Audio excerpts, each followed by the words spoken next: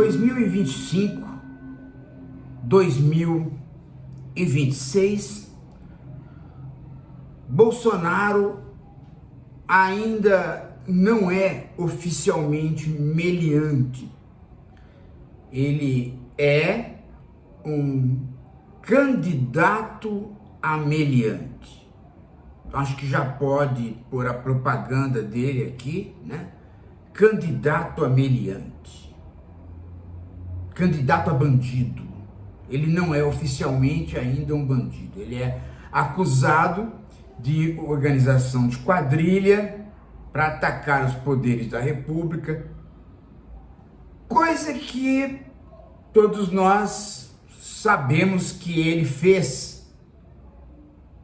Talvez não da maneira como às vezes a justiça teve que enquadrá-lo, mas o processo todo dele é de bandidagem e de meliante.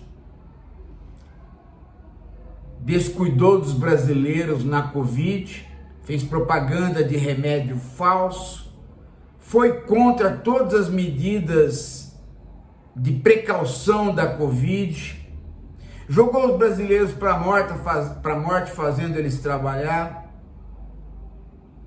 Enfim, Bolsonaro destruiu o patrimônio público, fechou ministérios, nomeou imbecis, fez rachadinha, seguiu a pericrente nos anseios de que ele desse um golpe, fez um planejamento de golpe tabajara. Ele cumpriu todo o itinerário que estava para ele cumprir como Bolsonaro. Quem conhece a história da figura Bolsonaro, garoto que foi para Agulhas Negras e não conseguiu ser paraquedista, porque foi paraquedista por um desleixo, né? Porque ele nunca conseguiu saltar de paraquedas sozinho, foi expulso do exército, que queria soltar bomba dentro do exército, foi um deputado medíocre que nunca fez absolutamente nenhuma proposta, ficou 30 anos sem trabalhar no Congresso, rachadinhas e mais rachadinhas, enfim, chegou à presidência da República por falta de candidato à direita. O vácuo político elegeu e ele fez tudo o que fez. Ele está com 69 anos, ele demorou para ser candidato a meliante. Eu creio que quando ele foi expulso do exército, ele já deveria ter sido, digamos assim, afastado de qualquer possibilidade de vida pública. Acho que quem é expulso de uma instituição por atos de terror não pode pertencer a nenhuma instituição, muito menos ser presidente da República. Atos de terror.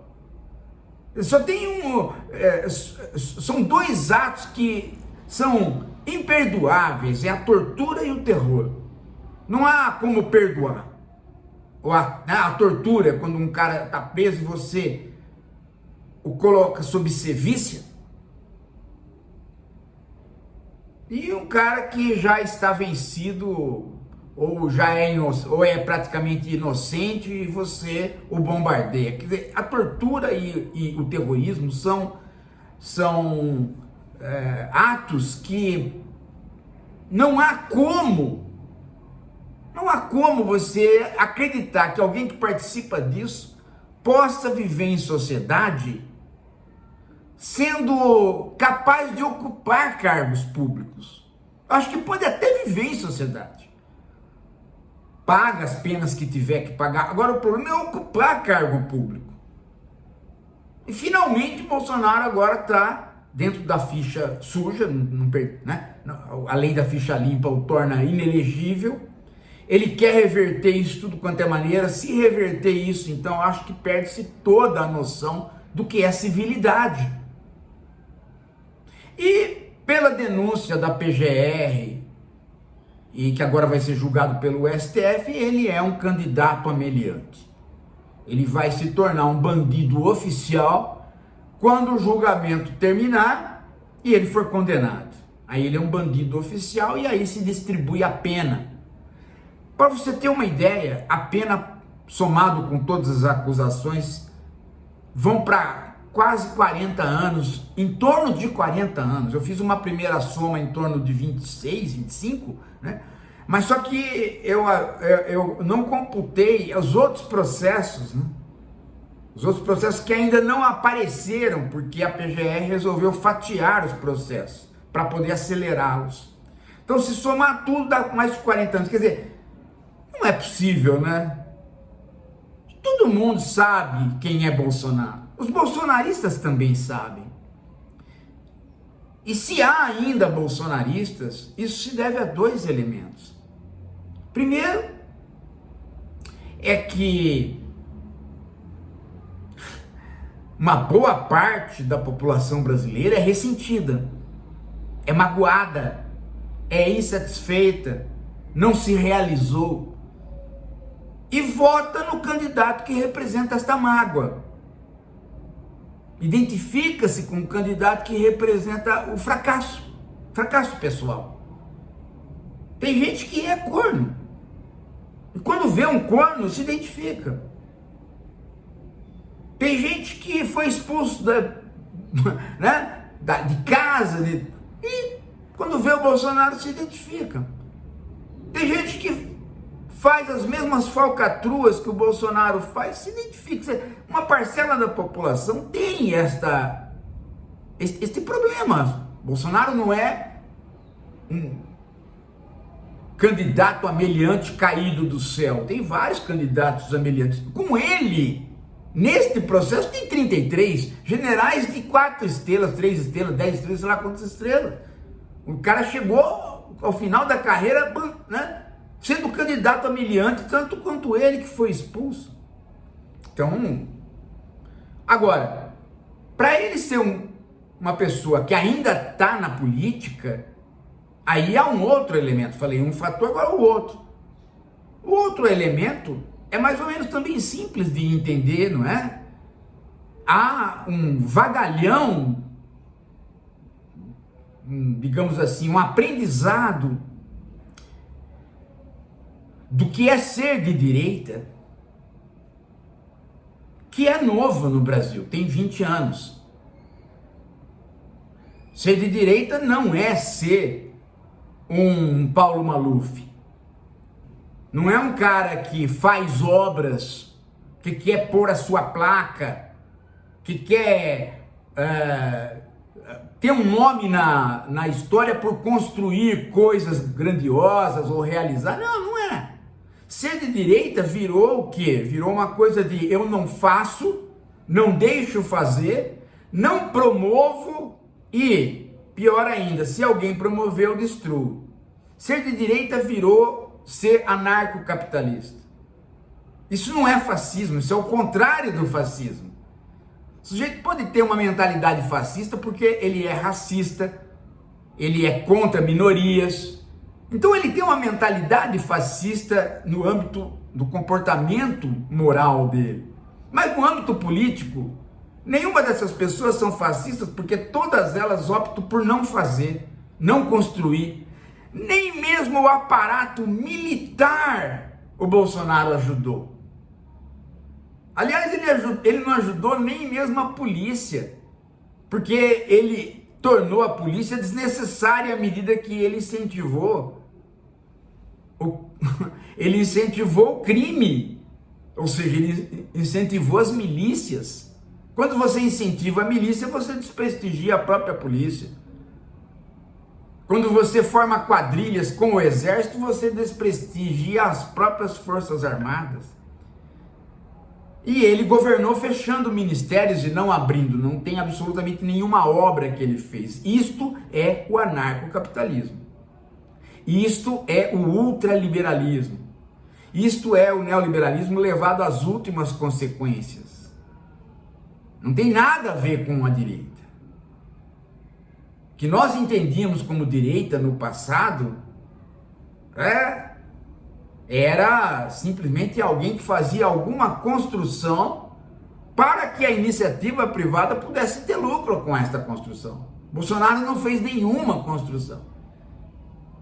A única coisa que ele fez foi destruir o Estado para que o sistema financeiro fosse o pilar da nação. A venda de papéis. Em outras palavras, o crescimento do dinheiro a juro, o crescimento do dinheiro sem a correspondência com a produção. Isso foi o que ele fez, essa é a obra dele, ou seja, uma obra sem obra. Então ele é um candidato ameliante, em parte pelo neofascismo comportamental, que tem a ver com o brasileiro, pelo menos 30% aí, digamos, né? E a outra parte, porque nós não temos políticos de direita. A direita, quem quer votar na direita contra a esquerda, quem não quer ser de esquerda, quem quer votar contra, ficou sem a visão do que era ser direita. Ficou com a visão de que ser direita é simplesmente não fazer nada. A iniciativa privada domina. Só que a iniciativa privada domina, isso pode ser falado do Alckmin, isso pode ser falado de qualquer político liberal, mas não pode ser falado do Bolsonaro, porque a iniciativa privada não dominou. Não teve iniciativa privada. Qual é a obra que o governo fez, acertando algum parâmetro com empreiteiras ou nada? Nada. Deixou o barco correr, o barco da acumulação financeira.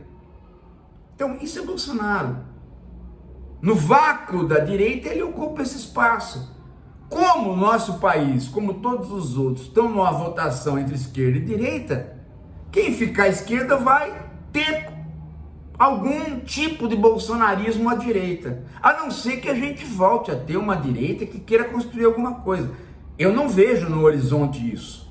Todos os candidatos que estão aí, mesmo aqueles que são do tempo do Paulo Maluf, não aprenderam nada, deixaram de aprender e se transformaram em réplicas do que o anarcocapitalismo quer.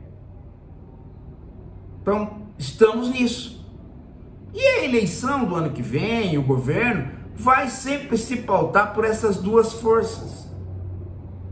Veja, o Lula não está passando por um bom momento de popularidade no governo, mas assim mesmo, nas pesquisas, aparece ele e os outros, empatados. Quando põe o Bolsonaro na jogada, o Bolsonaro fica 2, 3 pontos na frente do Lula, exatamente os tanto de pontos que o Lula estava à frente dele quando ganhou as eleições. Quer dizer, a oscilação é muito pequena em torno do quadro anterior. Estamos vivendo o mesmo quadro. Nada diferente do Trump com o Biden ou do Trump com a eleição passada que ele perdeu para o Biden, ou agora com a Kamala Harris. As diferenças são pequenas. Não é um esmagamento do outro. Fulano esmagou o outro. Não se trata disso. Então não tem grandes preocupações, estamos diante do mesmo quadro. Porém, há pessoas que o Lula qualifica como espertas, e o Lula quer distância dessas pessoas. Uma delas é este babaca. Ele é um babaca, porque ele é um banqueiro, ganhou dinheiro com banco, agora vem querer dar uma de educador financeiro e dar palpite sobre o governo. Esse babaca do Moreira, ou Tonteira, Edu Tonteira, né? Veja só o que esse babaca fala. Quer ver, ó? Vou pôr aqui para você, dá uma olhada no nível de babaquice desse tipo de gente. Aqui, ó. Este governo tem cara de centrão. Governo teria que ter feito uma coisa mais radical. A população quer coisa radical, mais radical. Esse governo tem que fazer coisa radical. Vocês viram isso? O governo tem cara de centrão. Teria que ter feito uma coisa mais radical, mais radical. O sujeito nem falar consegue. Ele tem tanto X e S nas palavras que ele não consegue falar.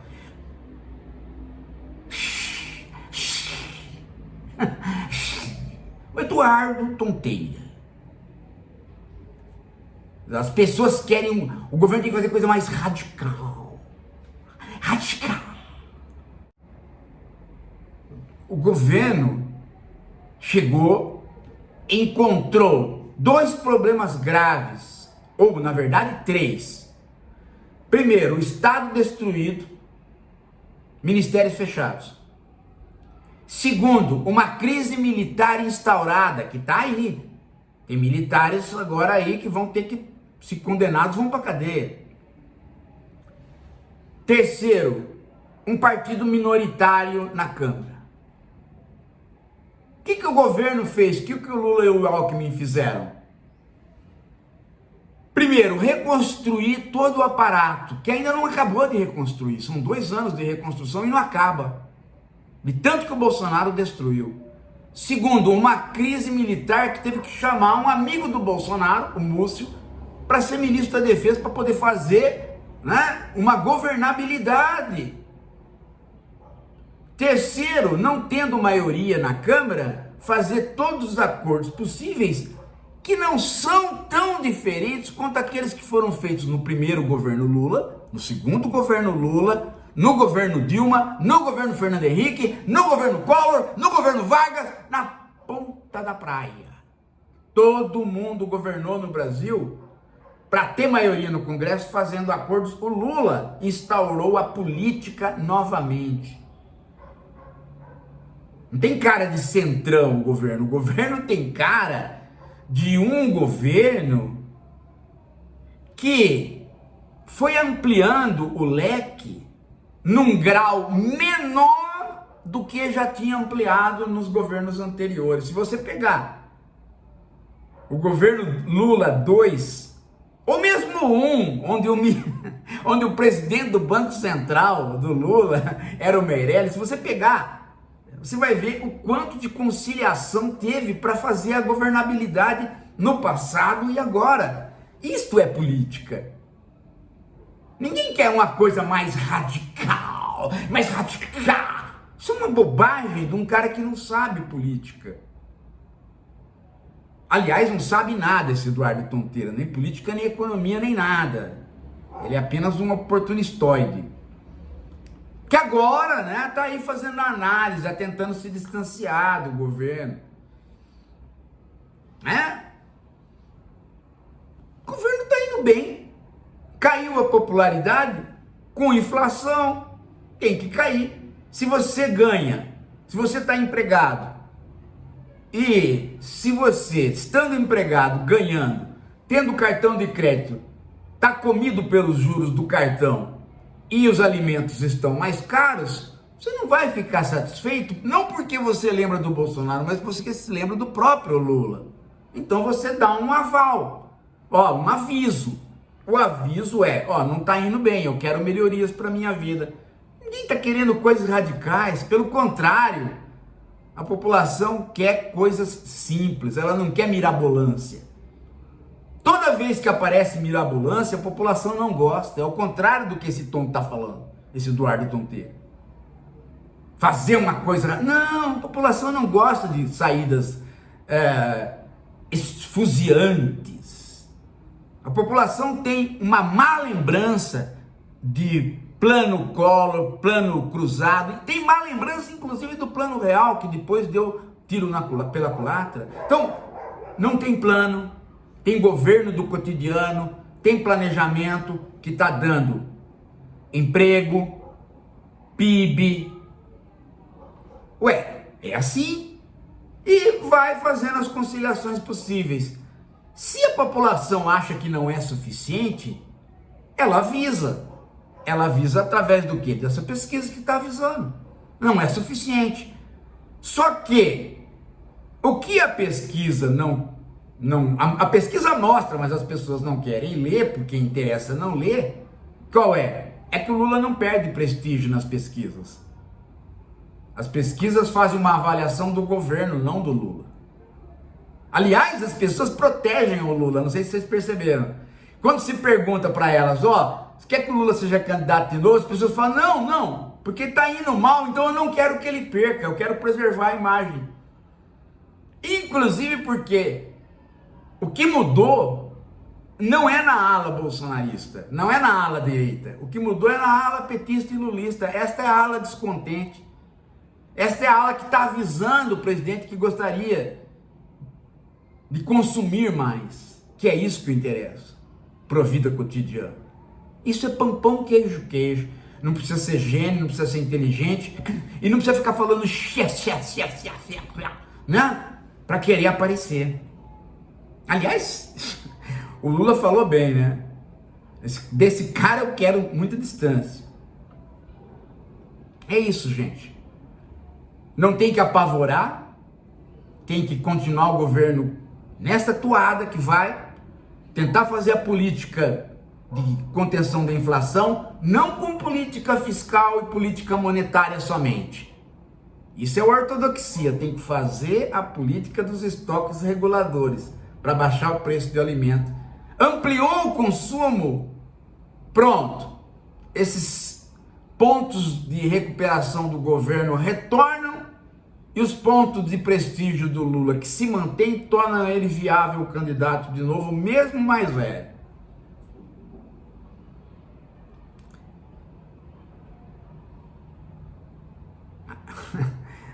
Estão tentando vender o apavoramento, né? E quem está tentando vender o apavoramento é justamente os candidatos ameliantes. Porque eles estão sendo candidatos ameliantes e eles não querem aparecer. Eles querem propagar a ideia de que há notícias mais importantes, como esta, de que o governo está mal avaliado. E o seu tonteira cai nisso. Como, aliás, outros. Ou interessa cair, né? Interessa cair nisso para alguns. É isso. Daqui a pouco a gente volta.